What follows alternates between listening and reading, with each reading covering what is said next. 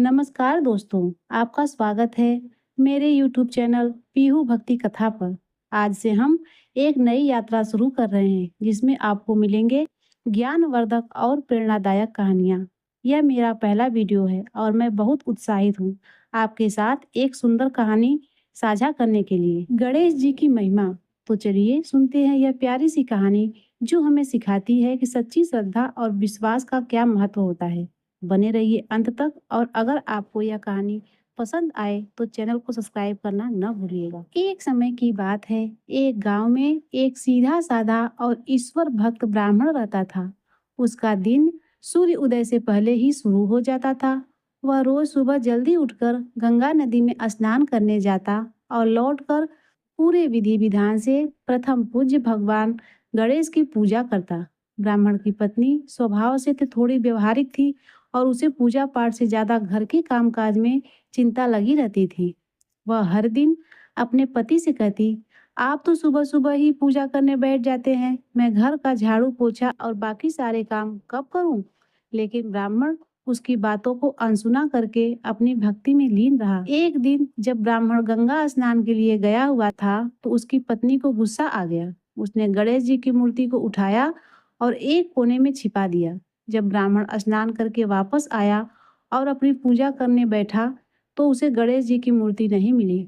उसने परेशान होकर अपनी पत्नी से पूछा, मेरे गणेश जी की मूर्ति कहाँ है? तब ब्राह्मणी अनभिज्ञ बनते हुए कहती है, मुझे नहीं पता आपकी मूर्ति कहाँ है। ब्राह्मण बहुत दुखी हुआ। उसने प्रण लिया कि जब तक उसे गणेश जी नहीं मिलेंगे वह न तो कुछ खाएगा और न ही कुछ पिएगा।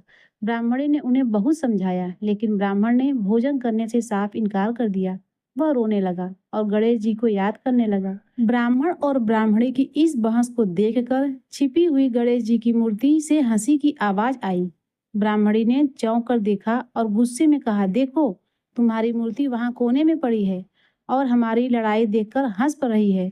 ब्राह्मण ने तुरंत उस जगह जाकर गणेश जी की मूर्ति को पाया। वह बहुत प्रसन्न हुआ। उसने फिर से पूरी श्रद्धा से गणेश जी की पूजा की। ब्राह्मण की इस अटूट भक्ति को देखकर गणेश जी बहुत प्रसन्न हुए। वह प्रकट हुए और बोले, मेरी इतनी सेवा करते करते तुम्हें बहुत समय हो गया है। आज मैं तुमसे प्रसन्न हूँ।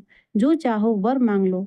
गणेश जी की यह वचन सुनकर ब्राह्मण के मन में एक नया विचार आया। उसने कहा, हे प्रभु, अन्न मांगू, धन मांगू या दुनिया में जितना भी सुख है वह सब मांगू।